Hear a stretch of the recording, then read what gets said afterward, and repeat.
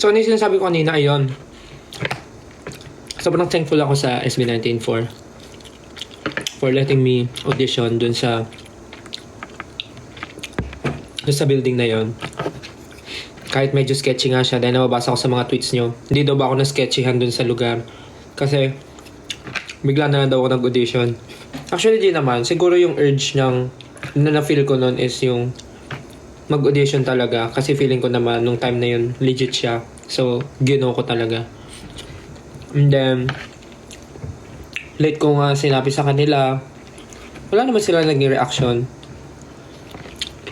Nagulat na sila may pinag-auditionan pala ako.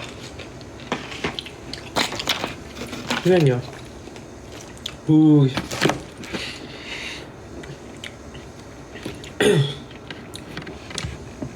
So, ayun.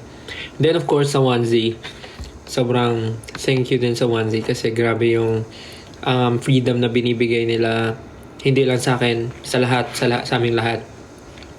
Yung freedom na binibigay nila na hayaan kami na gawin yung mga gusto namin gawin.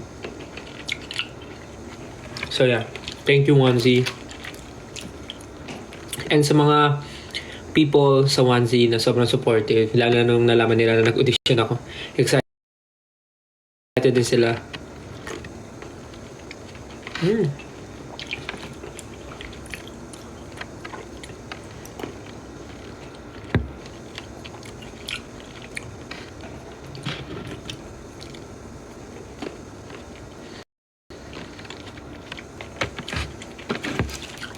May mga fruits dito sa room.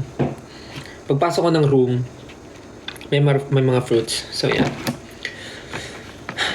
Kinakabahan ako, di ko alam bakit talaga. Feeling ko talaga may something dito sa envelope na to.